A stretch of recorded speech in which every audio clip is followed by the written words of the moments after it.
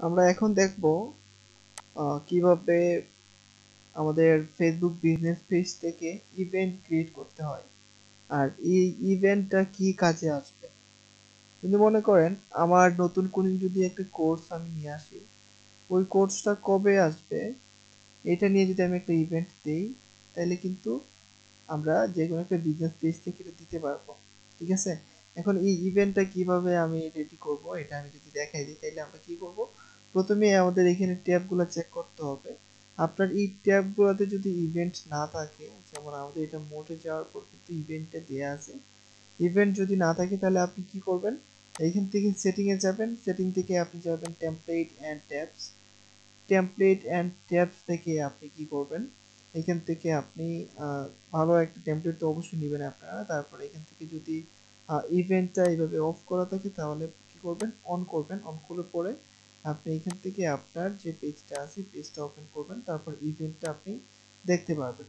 ইভেন্টে ক্লিক করার পর ইভেন্ট থেকে আমরা আপকামিং ইভেন্ট এখান থেকে আমরা কি করতে পারতেছি, যেহেতু একটা নতুন পেজ, এখানে আর ইভেন্ট দেওয়া হয় না, ইভেন্ট পোস্ট ইভেন্ট, এখান থেকে আমরা ক্রিয়েট নিউ ইভেন্ট দিব। দেওয়ার পর এখান থেকে আমরা ইন পারসন, ওকে, তারপরে এখান থেকে আমরা ইভেন্ট নেই যদি আমি সাজাই এইভাবে, যেমন আমি আমার এখানে যেহেতু বাংলা কিবোর্ড নেই, আমি গুগল ট্রান্সলেট ইউজ করে ইংলিশও নিতে পারি, বাংলাও নিতে পারি, কোনো সমস্যা নেই। এটা এইভাবে আমার স্পিড হয় বেশি। আমি লিখতে পারি ডিজিটাল মার্কেটিং ক্লাস, আমি ইংলিশে লিখি, হ্যাঁ, digital marketing, digital marketing advance class, digital marketing advance class,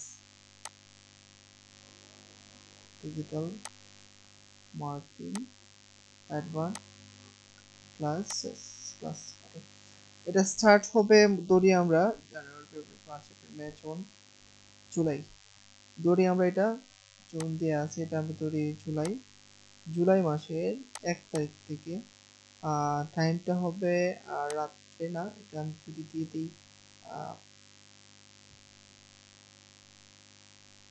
এখানে দিব 10 PM।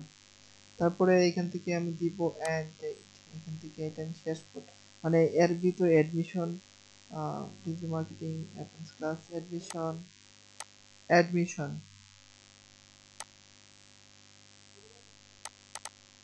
অ্যাডমিশন যদি দিয়ে দিই, তাইলে এখান থেকে আমি দিতে চাই এটা আমি দিব 7 তারিখ রাত্রে 12টা। ওকে, ঠিক আছে। তারপরে এখান থেকে আর তো কিছু লাগবে না, ঠিক আছে, যেভাবে আছে এভাবেই আমি রাখলাম। ওকে, রেট,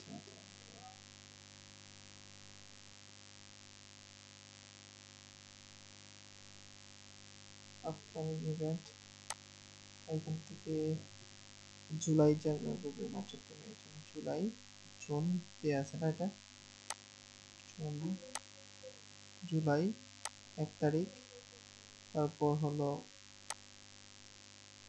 টাইম দিতে হবে জুলাই মাসের 7 তারিখে। এই টাইমটা একটু ভালোভাবে মিলিয়ে নেবেন, এইটা দিব 10টা, আর এন্ড টাইম এটা দিব 12টা।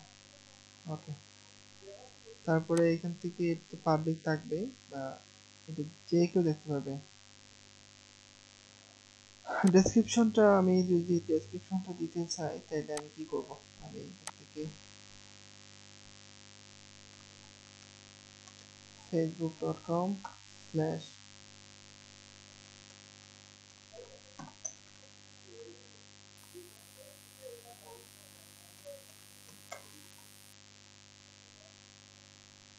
ওকে, আমি আমার পেজ থেকে যে কোনো একটা ডেসক্রিপশন, কোর্সের একটা ডেসক্রিপশন আমি নিয়ে এখানে দিয়ে দিব। ওকে, এই যে এগুলা ইভেন্টগুলো এগুলো রিচ করবে বেশি।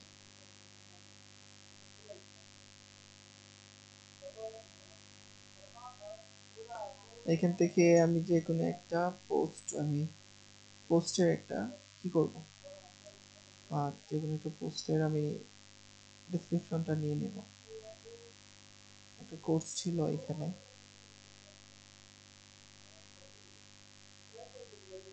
কোর্সটা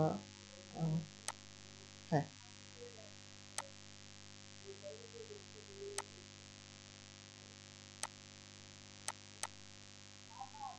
তো ঠিক আছে, এতটুকু আমি ডেসক্রিপশন আকারে রেখে দিলাম। তারপরে ক্যাটাগরি থেকে আমরা কি করব, ক্যাটাগরি থেকে আমাদের ক্যাটাগরিতে আমরা কি দিতে পারি, আমাদের ক্যাটাগরি এখান থেকে দিতে পারি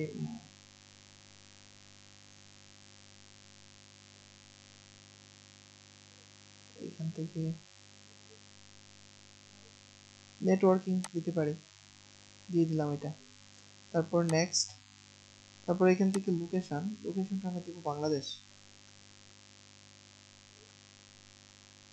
এটা আপনি যে কোনো পেজে ইউজ করতে পারবেন, আমাদের পেজটা যে নামই থাকুক না কেন আপনি যে কোনো নামেই কিন্তু ইউজ করতে পারবেন, যে কোনো পেজে কিন্তু ইউজ করতে পারবেন। বাংলাদেশ, আমি বাংলাদেশ দিয়ে দিলাম, জাস্ট বাংলাদেশ, আমি বাংলাদেশ। ওকে, তারপর নেক্সট, এখান থেকে আমরা কি করব, এখান থেকে আমরা ফটো আমরা নিজের মতো করে একটা ফটো আমরা নিতে পারি। আমি এখান থেকে যে কোনো একটা আপনি যেটা মানে, হ্যাঁ এটা আমি দিতে পারি। এটাকে আমরা এখানে কাস্টমাইজ মানে এভাবে দিতে পারি, বা এটার একটা সাইজ আপনি পাবেন ক্যানভাতে, ইভেন্ট সাইজ আপনি এখান থেকে নিতে পারেন। ওকে, তারপরে অ্যাডমিশন, যেমন অ্যাড টিকিট লিঙ্ক, এখান থেকে আমরা চাইলে কি করতে পারি, আমাদের পোস্ট যে দেয়া আছে এটা বা ওয়েবসাইট দেয়া আছে, আমাদের যে ওয়েবসাইট থাকবে আমি চাইলে ওয়েবসাইটের লিঙ্কটা এখানে দিয়ে দিলেই হয়ে যাবে। আচ্ছা, তাহলে আমি কি করব, আমি যে পোস্টটা নিলাম আমি পোস্টার যদি লিঙ্ক দিয়ে দিই, এই পোস্টের লিঙ্কটা আমি দিয়ে দিলাম। ওকে, সেভ। ওকে, তারপরে ইভেন্ট সেটিং থেকে আমরা কি করব, এখান থেকে যদি আমরা দেখতে চাই এখানে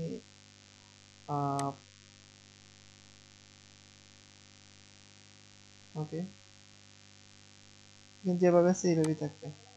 তারপরে আমরা কি করব, জাস্ট আমরা কি করব, ক্রিয়েট ইভেন্ট ক্লিক করলেই your account is receiving right now, you have the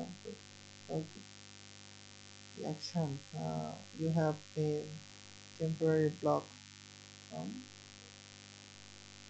আচ্ছা, তাহলে এটা আর হবে না, আমি আর আমার এইখান থেকে পারতেছি না, এটা এইভাবে করলেই কিন্তু ইভেন্টটা সেট আপ হয়ে যাবে। ওকে, আমরা ঠিক এইভাবে কিন্তু ইভেন্টগুলা রেডি করতে পারি। আর ইভেন্টটা মানে এটা ফেসবুক থেকে এখন সমস্যা হয়, ফেসবুক থেকে এখন অনেক সময় ফেসবুক শপ আমাদেরকে অ্যাড করতে দেয় না, শপ আমরা ইউজ করতে পারি না, অনেক সময় 7 দিন, 10 দিন, 30 দিনের জন্য এটা পেন্ডিংয়ে রাখে, এটা রিভিউতে রাখে। আর ঠিক সেম ইভেন্টও এইরকম এটা এখন করতেছে। ঠিক আছে, ঠিক আছে, কোনো সমস্যা নেই, আমরা এইভাবে সেট আপ করার পর ক্রিয়েট ইভেন্টে ক্লিক করলে কিন্তু এটা পাবলিশ হয়ে যাবে। তারপরে কি করব আমরা, তারপরে কিন্তু আমরা ফেসবুক পেজ থেকে দেখতে পারবো, তারা ইন্টারেস্টে ক্লিক করলেই তা আমরা সব কিছু দেখতে পারবো। তাহলে আমরা কি টোটাল বিষয়টা বুঝতে পারছি কিভাবে ইভেন্ট সেট আপ করতে হবে, সবাই ক্লিয়ার আমরা? ভাই নিচে যে ইন্টারনেট বুঝি নাই। বলতেছি ভাই, নিচে যে ইন্টারেস্ট একটা কি জানি দেখলাম। এই যে এটা, যারা ইন্টারেস্ট থাকবে, আপনি কি ডিজিটাল মার্কেটিং শিখতে চাচ্ছেন, আমি ইন্টারেস্টে ক্লিক করলাম, এতটুকু তাদেরটা আমরা পাবো আমাদের ইনবক্সে। এটা কি এখানে অটোমেটিকলি আসবে? হ্যাঁ হ্যাঁ, অটো আসবে, এটা এটা পাবলিশ করলে অটো আসবে। আর কোনো কোয়েশ্চেন আছে আপনাদের? আর কোনো কোয়েশ্চেন নাই, যেহেতু আমরা এই পর্যন্ত আজকে ক্লাস রাখবো, আগামী ক্লাসে আমরা নতুন একটা টপিক নিয়ে আলোচনা করবো। সবাই ভালো থাকবেন।